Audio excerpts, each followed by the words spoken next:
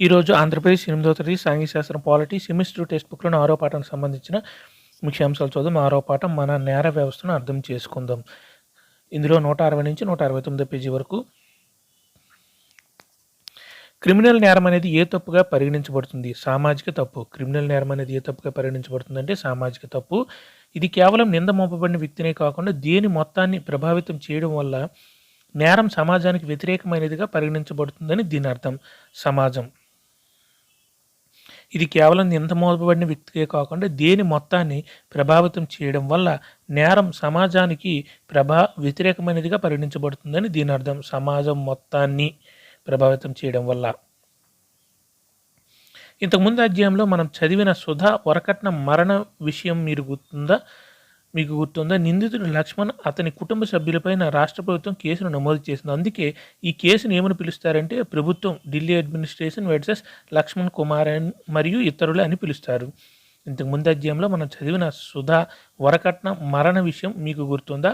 నిందితుడు లక్ష్మణ్ అతని కుటుంబ సభ్యులపైన రాష్ట్ర ప్రభుత్వం కేసు నమోదు చేసింది. అందుకే ఈ కేసును ఏమని పిలుస్తారంటే ప్రభుత్వం లేదా ఢిల్లీ అడ్మినిస్ట్రేషన్ వర్సెస్ లక్ష్మణ్ కుమార్ మరియు ఇతరులని పిలుస్తారు. అదేవిధంగా పై కేసును ప్రభుత్వం వర్సెస్ శాంతి హెమ్రమ్ అనవచ్చు, కానీ ఏమని అనకూడదు, ఏమని కాదు. షిండే వర్సెస్ శాంతి హెమ్రమ్. అదేవిధంగా పై కేసును అంటే ఈ పాఠంలో చదవబడిన పై కేసును ప్రభుత్వం వర్సెస్ శాంతి హెమ్రమ్ అనవచ్చు, కానీ ఏమని అనకూడదు అంటే షిండే వర్సెస్ శాంతి హెమ్రమ్ అనకూడదు. ఎవరు ప్రభుత్వం తరపున కోర్టులో వాదన వినిపిస్తారు? Public prosecutor. ఎవరు ప్రభుత్వం తరపున కోర్టులో వాదన వినిపిస్తారంటే పబ్లిక్ ప్రాసిక్యూటర్. పోలీసు వారు పరిశోధన చేసి కోర్టులో ఛార్జిషీట్ దాఖలు చేసిన తర్వాతనే ఎవరి పాత్ర ప్రారంభమవుతుందంటే పబ్లిక్ ప్రాసిక్యూటర్. పోలీసు వారు పరిశోధన చేసి కోర్టులో ఛార్జిషీట్ దాఖలు చేసిన తర్వాతనే ఎవరి పాత్ర ప్రారంభమవుతుందంటే పబ్లిక్ ప్రాసిక్యూటర్. ఎవరు ప్రభుత్వం తరపున ప్రాసిక్యూటర్ నిర్వహించాలి?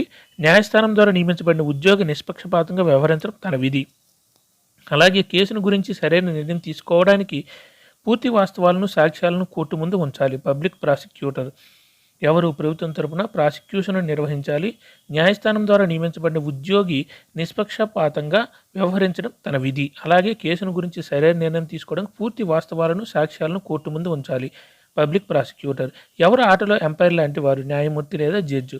ఎవరు ఆటలో ఎంపైర్ లాంటి వారు అంటే న్యాయమూర్తి లేదా జడ్జి. విచారణ నిష్పక్షపాతంగా న్యాయస్థానంలో నిర్వహిస్తారు. ప్రాసిక్యూషన్ డిఫెన్స్ వారు సమర్పించిన అన్ని సాక్ష్యాలను ఇతర సాక్ష్యాలను ఎవరు వింటారంటే న్యాయమూర్తి లేదా జడ్జి. విచారణను నిష్పక్షపాతంగా న్యాయస్థానంలో నిర్వహిస్తారు. ప్రాసిక్యూషన్ డిఫెన్స్ వారు సమర్పించిన అన్ని సాక్ష్యాలను ఇతర సాక్ష్యాలను ఎవరు వింటారంటే న్యాయమూర్తి లేదా జడ్జి. ప్రవేశపెట్టిన సాక్ష్యం ఆధారంగా నిందితుడు నేరం చేశాడా లేదా అనేది చట్టబద్ధంగా నిర్ణయిస్తారు. నిందితుడు నేరం చేసినట్లు రుజువు అయితే ఎవరు శిక్ష విధిస్తారు? చట్టం నిర్దేశించిన ప్రకారంగా అతనికి జైలు శిక్షను, జరిమానాను లేదా రెండింటిని విధించవచ్చు. న్యాయమూర్తి లేదా జడ్జి. ప్రవేశపెట్టిన సాక్ష్యం ఆధారంగా నిందితుడు నేరం చేశాడా లేదా అనేది చట్టబద్ధంగా నిర్ణయిస్తారు. నిందితుడు నేరం చేసినట్లు రుజువు అయితే ఎవరు శిక్ష విధిస్తారు? చట్టం నిర్దేశించిన ప్రకారంగా అతనికి జైలు శిక్షను, జరిమానాను లేదా రెండింటిని విధించవచ్చు. న్యాయమూర్తి లేదా జడ్జి.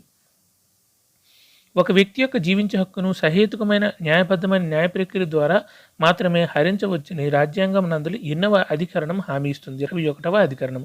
ఒక వ్యక్తి యొక్క జీవించే హక్కును సహేతుకమైన న్యాయబద్ధమైన న్యాయ ప్రక్రియ ద్వారా మాత్రమే హరించవచ్చని రాజ్యాంగం నందు 8వ అధికరణం హామీ ఇస్తుంది. 21వ అధికరణం. న్యాయబద్ధమైన విచారణ జరిగినప్పుడే రాజ్యాంగపు 8వ అధికరణం సరిగ్గా అమలు జరిగినట్లుగా భావించాలి. 21వ అధికరణం. న్యాయబద్ధమైన విచారణ జరిగినప్పుడే రాజ్యాంగపు 8వ అధికరణం సరిగ్గా అమలు జరిగినట్లుగా భావించాలంటే 21వ అధికరణం. ఇప్పుడు మనం కథాంశంలో వివరించిన విధంగా శాంతి కేసుకు తిరిగి వెళ్దాం. సరైన విచారణ యొక్క ముఖ్యమైన అంశాలను గుర్తిద్దాం. కోర్టు ముందున్న సాక్ష్యం ఆధారంగానే న్యాయమూర్తి తీర్పుని ఇవ్వడం ఇందులోని ముఖ్యాంశం. శాంతి కేవలం పేద పని మనిషి కాబట్టి ఆమె దొంగ అనే నిర్ణయానికి న్యాయమూర్తి రాలేదు. న్యాయమూర్తి నిష్పక్షపాతంగా వ్యవహరించారు. కొంతమంది యువకులు దొంగతనం చేశారని ఆధారం చూపడం వల్ల శాంతిని నిర్దోషిగా నిర్ధారించి విడుదల చేశారు. ఇప్పుడు మనం కథాంశంలో వివరించిన విధంగా శాంతి కేసుకు తిరిగి వెళ్దాం. సరైన విచారణ యొక్క ముఖ్యమైన అంశాన్ని గుర్తిద్దాం. కోర్టు ముందున్న సాక్ష్యం ఆధారంగానే న్యాయమూర్తి తీర్పుని ఇవ్వడం ఇందులోని ముఖ్యాంశం. శాంతి కేవలం పేద పని మనిషి కాబట్టి ఆమె ఒక దొంగ అనే నిర్ణయానికి న్యాయమూర్తి రాలేదు. ఇంకా న్యాయమూర్తి నిష్పక్షపాతంగా వ్యవహరించారు. కొంతమంది యువకులు దొంగతనం చేశారని ఆధారం చూపడం వల్ల శాంతిని నిర్దోషిగా నిర్ధారించి విడుదల చేశారు.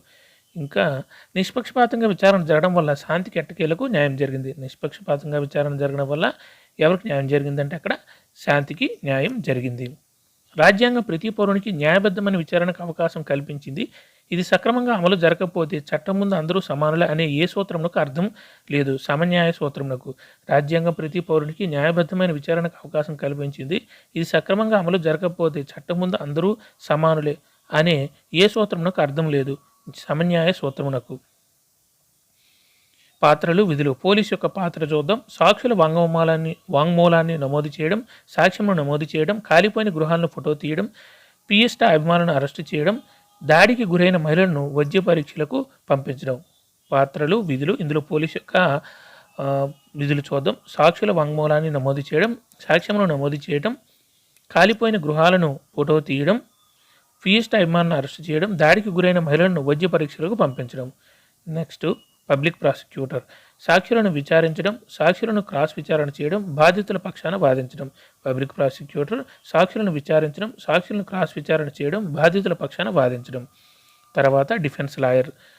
ఈయన యొక్క పాత్ర సాక్షులను విచారించడం, నిందితుడిని కలవడం, సాక్షులను క్రాస్ విచారణ చేయడం. డిఫెన్స్ లాయర్ పాత్ర సాక్షులను విచారించడం, నిందితుడిని కలవడం, సాక్షులను క్రాస్ విచారణ చేయడం.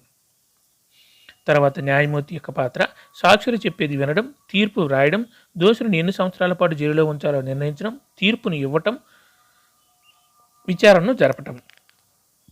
న్యాయమూర్తి యొక్క పాత్ర సాక్షులు చెప్పేది వినడం, తీర్పు వ్రాయటం, దోషులను ఎన్ని సంవత్సరాల పాటు జైల్లో ఉంచాలో నిర్ణయించడం, తీర్పును ఇవ్వటం, విచారణను జరపటం.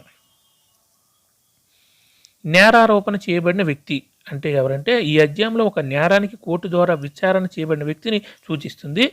దీన్ని ఎక్యూజ్డ్ అంటారు. నేరారోపణ చేయబడిన వ్యక్తి ఎక్యూజ్డ్. ఈ అధ్యాయంలో ఒక నేరానికి కోర్టు ద్వారా విచారణ చేయబడిన వ్యక్తిని సూచిస్తుంది. ఈ నేరారోపణ చేయబడిన వ్యక్తి విచారణ యోగ్యమైన. ఈ అధ్యాయంలో కోర్టు అనుమతి లేకుండా పోలీసులు ఒక వ్యక్తిని అరెస్ట్ చేయడానికి అవకాశం ఉన్న నేరం. విచారణ యోగ్యమైన అంటే ఈ అధ్యాయంలో కోర్టు అనుమతి లేకుండా పోలీసులు వ్యక్తిని అరెస్ట్ చేయడానికి అవకాశం ఉన్న నేరం. క్రాస్ విచారణ లేదా సాక్షిని ప్రతివాది ప్రశ్నించడం, క్రాస్ ఎగ్జామిన్. ఈ అధ్యాయంలో సాక్ష్యం యొక్క యథార్థతను నిర్ధారించడం కోసం సాక్షిని ప్రతివాది లాయరు ప్రశ్నించడాన్ని తెలియజేస్తుంది. క్రాస్ విచారణ లేదా సాక్షిని ప్రతివాది ప్రశ్నించడాన్ని చూద్దాం. ఈ అధ్యాయంలో సాక్ష్యం యొక్క యథార్థతను నిర్ధారించడం కోసం సాక్షిని ప్రతివాది లాయరు ప్రశ్నించడాన్ని తెలియజేస్తుంది. తర్వాత నిర్బంధం, డిటెన్షన్. ఈ అధ్యాయంలో పోలీసుల చేత అక్రమంగా అదుపులోకి తీసుకున్న చర్యని సూచిస్తుంది. నిర్బంధం లేదా డిటెన్షన్ అంటే ఈ అధ్యాయంలో పోలీసుల చేత అక్రమంగా అదుపులోకి తీసుకున్న చర్యను సూచిస్తుంది. నిష్పక్షపాతంగా, ఇంపార్షియల్, న్యాయబద్ధంగా వ్యవహరించడం లేదా ఏ ఒక్కరికి అనుకూలంగా లేకపోవడం. నిష్పక్షపాతంగా అంటే ఇంపార్షియల్ అంటే న్యాయబద్ధంగా వ్యవహరించడం లేదా ఏ ఒక్కరికి అనుకూలంగా లేకపోవడం. నేరం, అఫెన్స్. చట్టం నేరంగా నిర్ధారించిన ఏ చర్య అయినా నేరంగా పరిగణించబడుతుంది. నేరం, అఫెన్స్. చట్టం నేరంగా నిర్ధారించిన ఏ చర్య అయినా నేరంగా పరిగణించబడుతుంది. నేరారోపణ చేయడం, to be changed of a crime. ఏ నేరానికి అతను లేదా ఆమె విచారణ ఎదుర్కోబోతున్నారో విచారణ న్యాయమూర్తికి వ్రాతపూర్వకంగా తెలియజేయడాన్ని ఇది సూచిస్తుంది. నేరారోపణ చేయడం. ఏ నేరానికి అతను లేదా ఆమె విచారణ ఎదుర్కోబోతున్నారో విచారణ న్యాయమూర్తికి వ్రాతపూర్వకంగా తెలియజేయడాన్ని ఇది సూచిస్తుంది. నేరారోపణ చేయడం. సాక్షి, విట్నెస్. ఈ అధ్యాయంలో ఒక వ్యక్తి అంటే అతడు లేదా ఆమె ప్రత్యక్షంగా ఏమి చూశారో, విన్నారో లేదా తెలుసుకున్నారో మొదలైన ప్రాథమిక సమాచారం తెలియజేయడం కోసం కోర్టుకి పిలువబడిన వ్యక్తిని సూచిస్తుంది సాక్షి అనేది. సాక్షి, విట్నెస్. ఈ అధ్యాయంలో ఒక వ్యక్తి అనగా అతడు లేదా ఆమె ప్రత్యేకంగా ఏమి చూశారో, విన్నారో లేదా తెలుసుకున్నారో మొదలైన ప్రాథమిక సమాచారాన్ని తెలపడం కోసం కోర్టుకి పిలువబడిన వ్యక్తిని సూచిస్తుంది. Thank you.